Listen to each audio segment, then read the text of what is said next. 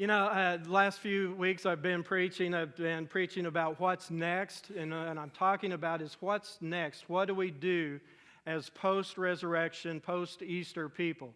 Easter now is 5 weeks behind us, and yet we continue to remember. I remember Easter Sunday.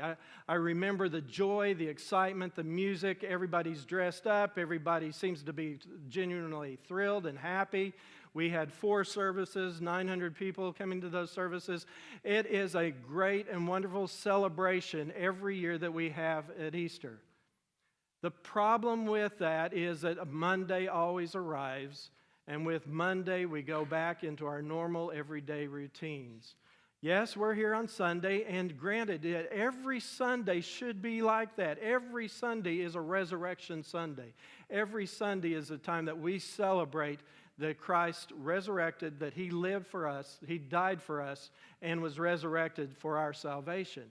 And yet sometimes we kind of forget. We get caught up in our routines, our daily work. The kids, they've got to go here, they've got to go there, go back to school. Right now, they're just even thinking about getting out of school this week. And what are we going to do with them during the summer? Where do we send them? What do we do? But we get caught up in the immediacy of whatever situation it is we are at. And we lose sight of that Easter Sunday because we have other issues that we go through. And in those life issues, those things that crop up, sometimes we end up having doubts and disillusionments about certain things in life. Sometimes about our faith, sometimes about other issues. Those doubts we have about our faith or about faith in general, we know that it doesn't mean that we don't believe. We just have questions. And we can face those doubts by asking those questions, meeting it head on, asking questions, God, and investigating. Do you know that there is no question that God has never heard before? Some of us have the audacity to think that we have that one question. We've got the question that's going to stump God. And yet God knows all questions, knows all the answers. He just hasn't given them all to us as of yet. But we know that we can continue to ask, because as we ask, we continue to grow in faith, and we can take that step towards Him in faith and doing that. And we also have disillusionments. We have periods of downtimes where we feel like we've been hurt or betrayed by someone or some institution or some organization, even the church or even a spouse, in which we have been hurt deeply. Just as those disciples were deeply hurt about Jesus' death, and they had hoped that He was going to be the one. They had hoped that He was going to be the Messiah, and now they didn't know what to do because He was dead. And yet, also, the rulers were the ones responsible for handing Him over. They didn't know who to believe, what to do, how to move forward. And so in those 2 sermons talking about doubts and disillusionments, how we continue to move through those times as we continue to exercise our faith and to move in faith. And we have to continue to remember those words that Jesus gave to Thomas when He said, "Blessed are those who believe and have not seen." He tells Thomas, you've seen, you get to touch the scars on my hands, you see me resurrected, but the people in the future who do not see that, do not get to touch the scars, and they still have faith, blessed are those. And you and I are those blessed ones as we continue to exercise our faith. Through the power of the Holy Spirit, we continue to receive assurance that Jesus Christ was resurrected, that He is alive, and that He continues on that journey of life with us. He walks with us even when we don't recognize Him. Remember the Emmaus disciples were walking along the road. He was talking to them. They didn't recognize Him.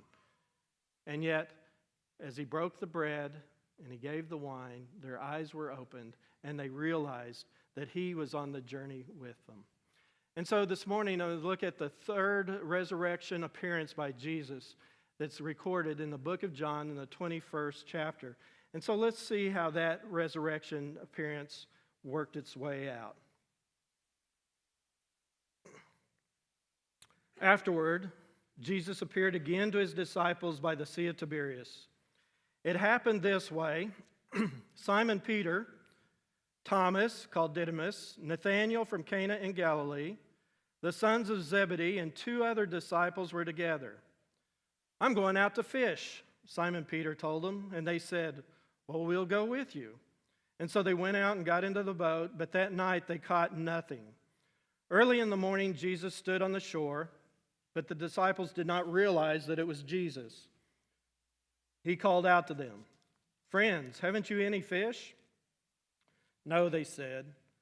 He said, "Throw your net on the right side of the boat, and you'll find some." And when they did, they were unable to haul the net in because of the large number of fish. Then the disciples whom Jesus loved said to Peter, "It is the Lord." And as soon as Simon Peter heard him say, "It is the Lord," he wrapped up his outer garment around him, for he had taken it off, and he jumped into the water, and the other disciples followed in the boat, towing the net full of fish. For they were not far from the shore, about 100 yards. And when they landed, they saw a fire of burning coals there were with fish on it, and some bread. And Jesus said to them, "Bring some of the fish you have just caught." And Simon Peter climbed aboard and dragged the net ashore. It was full of large fish, 153. But even with so many, the net was not torn. Jesus said to them, "Come and have breakfast." None of the disciples dared ask him, "Who are you?" They knew it was the Lord. Jesus came and took the bread and gave it to them and did the same with the fish. This was now the third time Jesus appeared to his disciples after he was raised from the dead. And when they had finished eating, Jesus said to Simon Peter, "Simon, son of John, do you truly love me more than these?" "Well, yes, Lord," he said. "You know that I love you." Jesus said, "Feed my lambs." Again, Jesus said, "Simon, son of John, do you truly love me?" And he answered, "Yes, Lord, you know that I love you." And Jesus said, "Take care of my sheep." The third time he said to him, "Simon, son of John, do you love me?" Peter was hurt because Jesus had asked him the third time, "Do you love me?" And he said, "Lord, you know all things, and you know that I love you." And Jesus said, "Feed my sheep." This is the word of the Lord. Thanks be to God. Over the years, it's been a privilege that I've been able to go to Israel 3 different times, been able to lead 2 of those trips. And on that trip, we get to go to the region called Galilee, which is where the Sea of Galilee is, also called the Sea of Tiberias. Now, it's named after the Emperor Tiberius because there's also a city sitting on the southwest end of the lake. I have a picture of that, is what we took from the boat, of the modern day Tiberias. So you see as it sits up in the hillside alongside the lake. Jesus never went to Tiberias, but his ministry, the majority of it, was within a 30-mile radius of this area called Galilee. The Sea of Galilee in itself is only about 33 miles in circumference. In other words, we have lakes in Oklahoma that are bigger than the Sea of Galilee. It's not a very big area.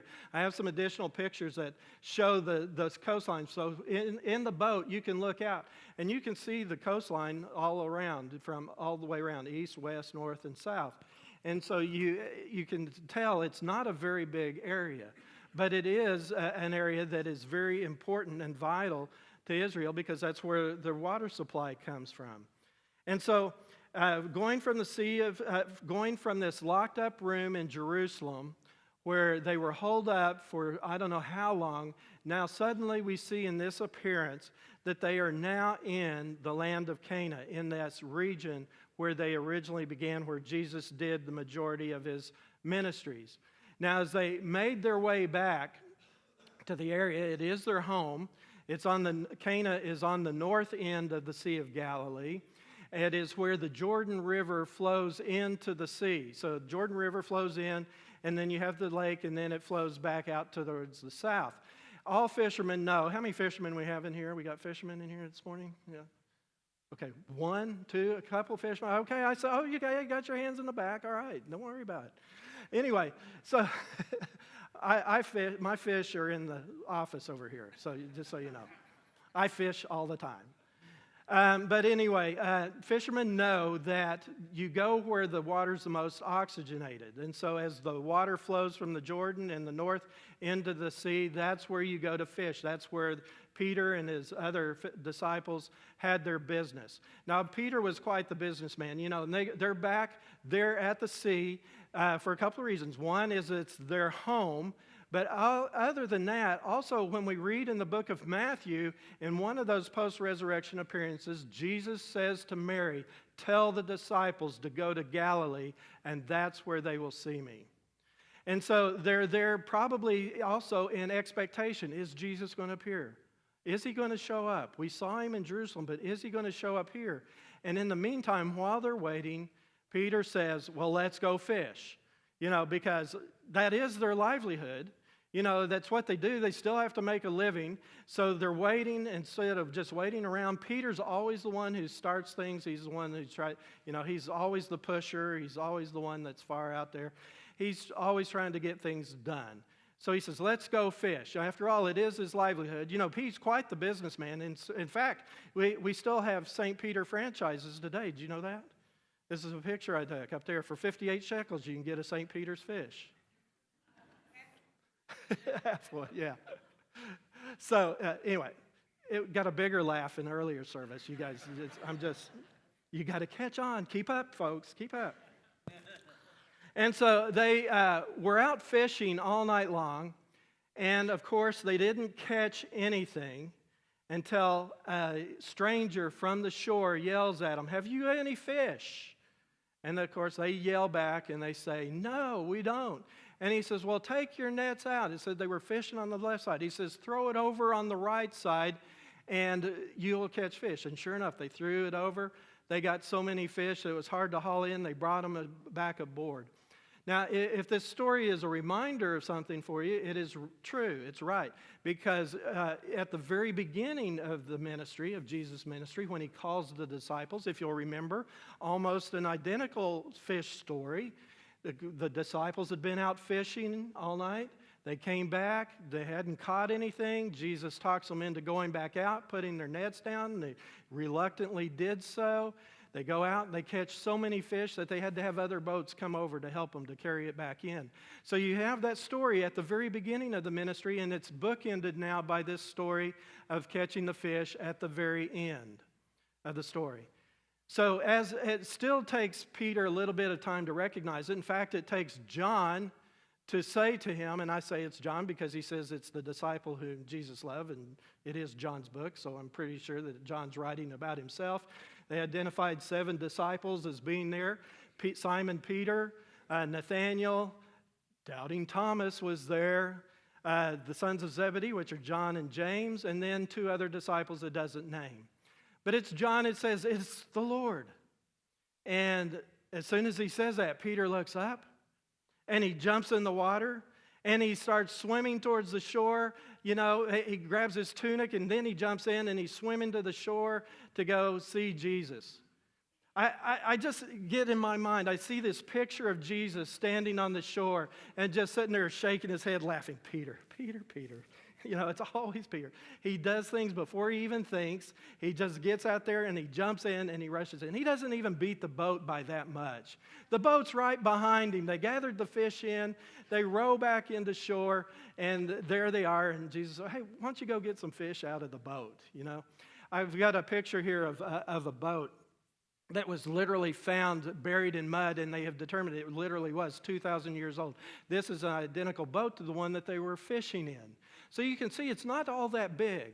So if you did get a big catch of fish with the guys in it and all that, it could be tough to row and get back in. They had to take this boat, they had to sink it in some preservatives for 7 years before they could put it on display to keep it from falling apart.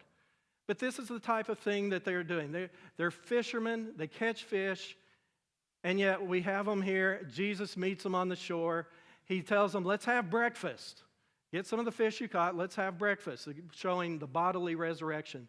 Jesus is eating with them to show to us that it is truly bodily resurrection. He's not a spirit. He's not an apparition. He is there with them in body and form. And so with that impetus that Peter's rushed back, Jesus, I just get the deal. He's laughing at him and just going, oh my gosh. But anyway, so they have breakfast. And so after breakfast comes the talk. You know, Jesus says, we need to have a talk, Simon. And this talk is the what's next talk. Kind of what I've been talking about the last few weeks. What's next? What do we do now that we know that the resurrection is true? That Easter has gone by and we're living in our daily lives. We have to overcome those doubts and disillusionments and all those routines. You know, we get caught in that immediate situation, but we have to continue to remember the bigger picture that Jesus makes a call to all of us in ministry. So the conversation goes like this. Simon, son of John, do you love me? And he says, well, yes, I love you. He says, well, feed my sheep. And he asks him again, Simon, son of John, do you truly love me? Yes, Jesus, I love you. Jesus says, well, go and take care of my sheep. That wasn't bad enough. And he asks him a third time, Simon, son of John, do you love me? And Peter, by this time being exasperated, says, Lord, you know I love you. You know all things. And so Jesus says, feed my sheep. This truly is. This is a call to Peter's ministry. It is also a call to those disciples that they are to continue to go forward despite doubts, despite disillusionments, into ministry. It is also a ministry call not just for them, but for us as well. I remember about 15 years ago a call for me to come and feed sheep. Let me tell you the story. I don't know if you've heard it or not, but I've told some folks, but some of you are new and haven't heard the story. And so years ago, 15 years ago, I was at seminary in Kentucky and finishing up my MDiv degree. And once you finish your MDiv degree, we were going to come back to Oklahoma. And I knew that I was going to be appointed somewhere in ministry someplace, or at least I thought I was. Wasn't sure, you know, that things can change. My home church is First Methodist Moore. That's where it came out of, where I was serving in ministry before I ever decided to become a minister and had that call to go into ministry. I had a great job before ministry. I was making six figures. I'm not boasting. I'm just telling you that's the way it is. You can go from one end of the spectrum to the other. But anyway, so I had this call to go to ministry, go to Kentucky for seminary, packing up. It was right after the May 3rd tornado. You know, it was easy to sell a house. But anyway, went to Kentucky and finished my degree. While there in Kentucky, I did 96 hours of coursework. I continued to keep the job with the folks that I had here because most of our customers were around the country. I could fly and do whatever I needed to do to serve those customers. And then also I had a church on Sundays out in rural Kentucky, north of Georgetown, Kentucky, a place called Salem United Methodist. So it's a Tobacco Road church. It's a white church, just like you see in the pictures on a creek. Beautiful setting. But anyway, that's where we were. And then finishing up, decided to come back here, knew that I was going to be called. They called me and said, we have an appointment for you in Pecola, Oklahoma. I don't see anybody saying, I know where Pecola is. I didn't know either. But Pecola is, I call it a suburb of Fort Smith. So it's down over by Fort Smith. It was a 2-point charge, which means that you're serving two churches. So it's a rural area, you get two churches. That's the way it is. So great, making those plans come, and there was just some difficulties. There were things about it, and it just didn't seem to be working out, but it knew that that's where they said we're going, that's where we're going. Then I get a call a few weeks before moving, and they said, oh, the appointments are backed up because somebody who decided to retire decided not to retire, so all the appointments we were making in order to cover that retirement are now rescinded. So we don't have an appointment for you. Okay. So, made plans from Moore over here. I'm a moron, like most of you. Come here, decided to buy a house over here on 113th and Western. In the meantime, they called and said, we have a church for you in Duncan. It was a little church no bigger than the one I was serving in Kentucky. I said, I can't support family on that. No, thank you. Bye. But anyways, bought this house. And I began to wonder if I did the right thing. I called a friend of mine, Guy Ames Jr., who was the pastor over at Chapel Hill, who was my parents' pastor also. And I was talking to him. I said, did I do the wrong thing? Did I say no and I shouldn't have and just do what they tell me to do? And he said, no, it's okay. You did what you felt that you were called, that you knew that you couldn't support your family in that way, and did that, so no problem. And he said, oh, by the way, he says, I was at a meeting of other Asbury pastors, and I just happened to remember this.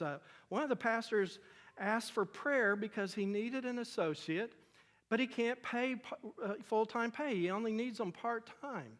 And I started thinking, well, I can do that because, I still have my job. I came back here. I kept the job. I'm still working. Got a house. So he says, yeah. So I got on the phone. I called this pastor. His name was Bob Feist.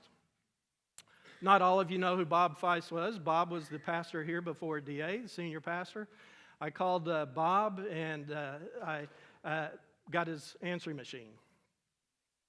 So I left a message, told him who I was, told him what I was looking for, and I didn't hear back from Bob. So a couple of days later, I called the district superintendent, Jim Gregg. And I said, Jim, I heard that there might be an associate's position over at this church called St. Andrews. And he said, well, actually, we've been thinking about that, and we're going to appoint you to St. Andrews as a part-time local pastor. Hadn't been ordained yet, so you can work part-time. I said, perfect. If God doesn't work in great ways, I don't know what does. So we moved back home. I live on 113th and Western. My job is on 104th and Penn. And now I have a church to serve on 119th and May, a 2-mile radius. How does that work out if it's not God? There's more to it. So later, when I did talk to Bob tells me, he says, that meeting where he asked for prayers from other pastors, he said another pastor came up to him and gave him my name. And he said, when I came home, you were on my voice message. 2 other pastor friends of mine proclaimed that they were the ones that told him. But anyway. I knew that God had opened those doors,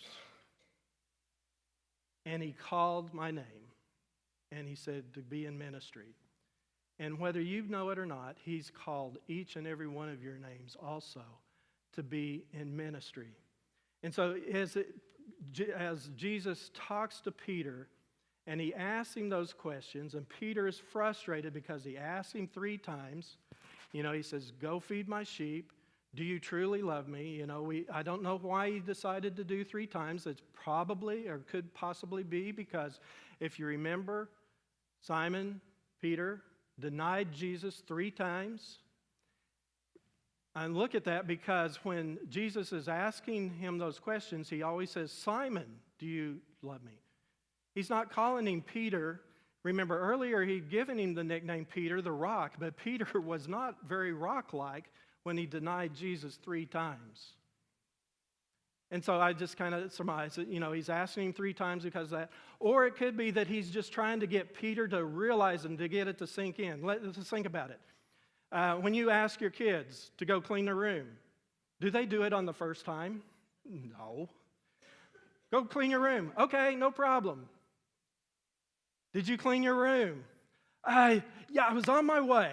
I'm about there. I just got distracted for a minute. Did you clean your room the 3rd time? Sure. We're going. How many times does it take for something to sink in? If you're a teacher, how many times does it take to say something to your kids in order for them to realize this is what you're supposed to do? So he's saying 3 times, do you love me? Yes, I love you.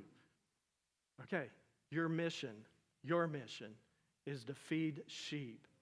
So you know what it is that what fish and sheep have in common together? Well, first off, in the English portion, fish and sheep are one of those words that you can use both singularly and plurally, right? We don't say fishes, we don't say sheepses. We say fish and sheep, So that's one way. But the other thing is that Jesus uses both of those as metaphors as our mission to the church of what we're to do. We're to cast nets for fish, people, and we're to take care of the sheep, people. Two missions, same thing. And so what we need to realize is that our fishing was their business, and it is also our business. Fishing was theirs, and fishing is ours. Their calling and our calling is the same thing. We are about the business of casting the nets and fishing for others to share the gospel message and the good news. Even our book of discipline explains it this way. The book of discipline is what we use as our guidelines as Methodist pastors. It says, the people of God who are the church made visible in the world must convince the world of the reality of the gospel or leave it unconvinced. There can be no evasion or delegation of the responsibility. The church is either faithful as a witnessing and serving community, or it loses its vitality and its impact on an unbelieving world. Churches all over the place are closing today because they have lost their vitality. They've forgotten their mission of fishing and sheeping. Yeah.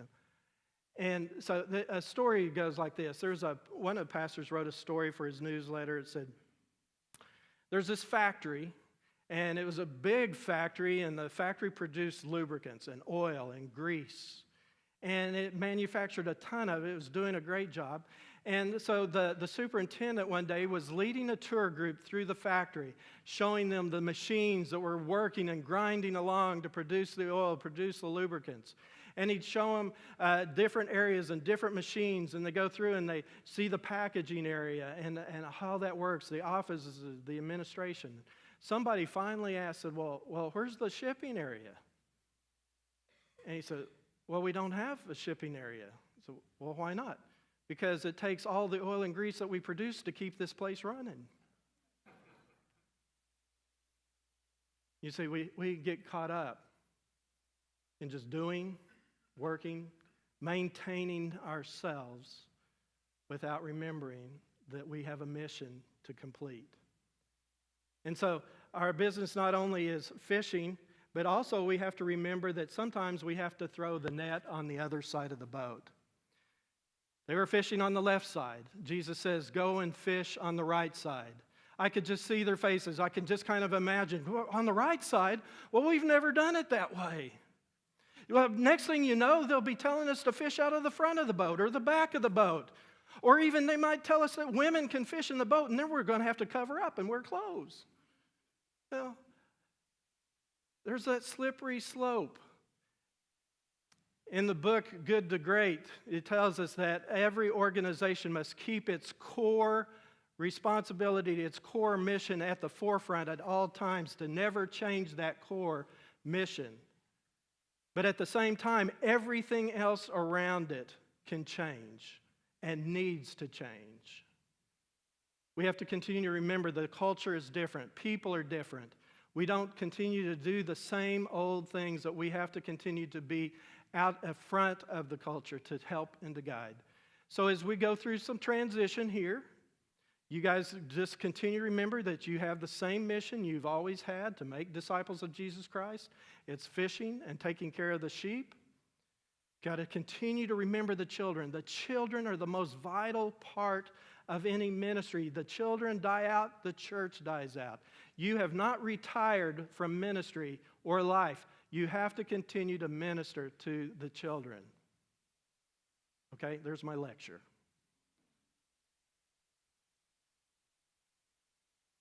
It's been a privilege for 15 years to serve you, helping to feed the sheep. I'll continue to pray for you guys. I hope you'll continue to pray for Cindy and I. Let us pray.